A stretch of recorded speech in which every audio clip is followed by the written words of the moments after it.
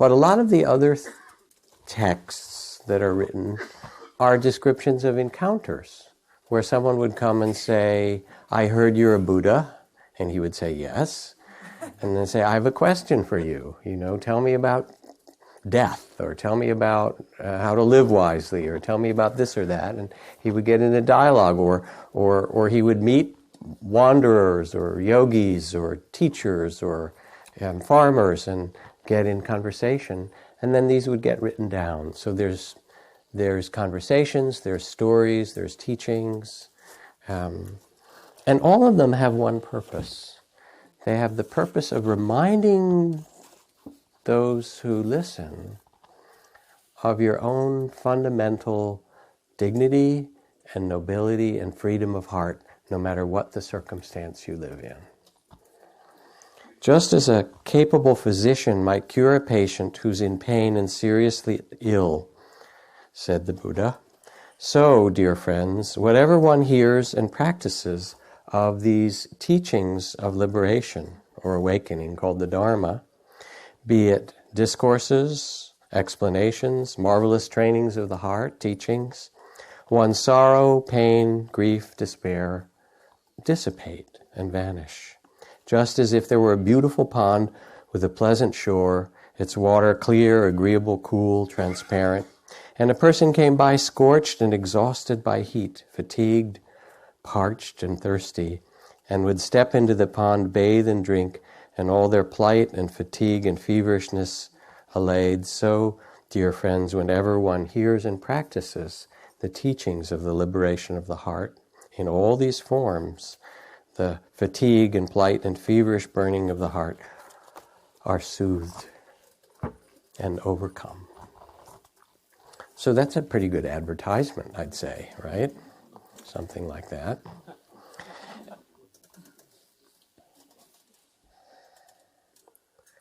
The particular text for tonight, or the sutra, is one called the Mahaparinibbana Sutta, and it's the story of the last year of the Buddha's life and his teaching. And if you read it as a text or as history, it's pretty boring. But if you read it as a myth, and it's really part of one of the great myths of humankind, the myth of the Buddha's enlightenment, of leaving the palace and going out in his ascetic practices and encountering Mara under the Bodhi tree and overcoming all the difficulties and getting enlightened and so forth. That's a great human myth that's been told by hundreds of millions of people for thousands of years. If you read it in a mythological way, it actually becomes very alive. It's quite clear that it's meant to be read in a mythological way because it has a lot of mythological terms. It almost starts with once upon a time. And it ends with, this is how it was in the old days. And it has these mythological numbers of some king who had a palace with 84,000 gates and a harem with 84,000 wives.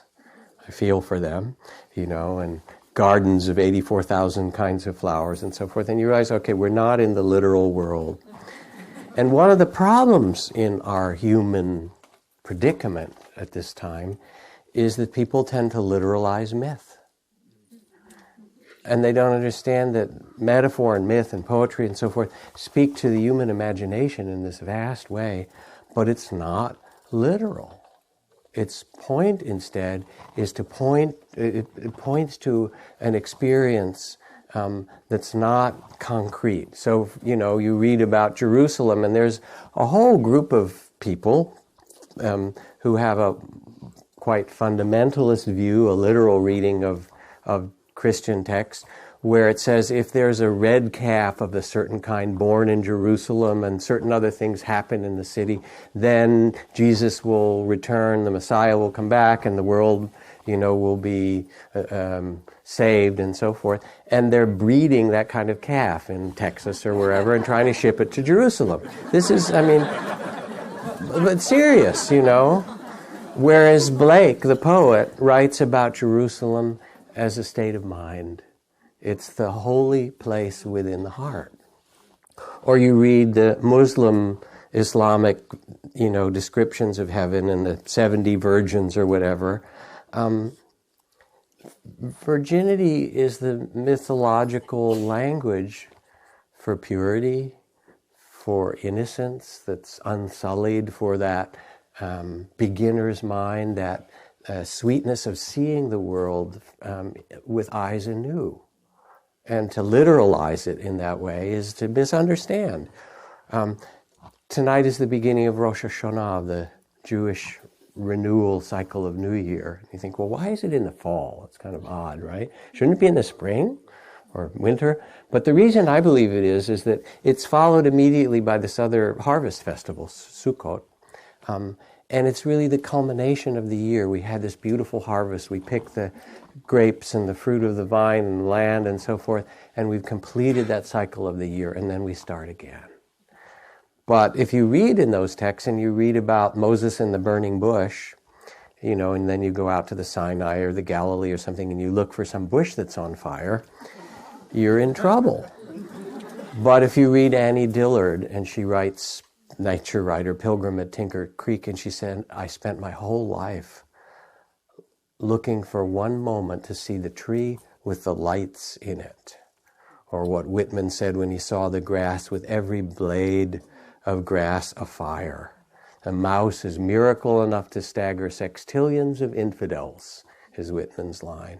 And you all know it. There's a moment that you see a sunset or walk on Mount Tam or by the ocean or witness the birth of a child or some moment that awakens mystery and you see the luminosity of light, of life itself.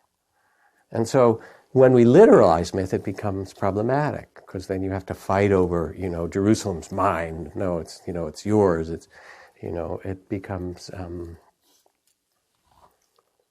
stupid.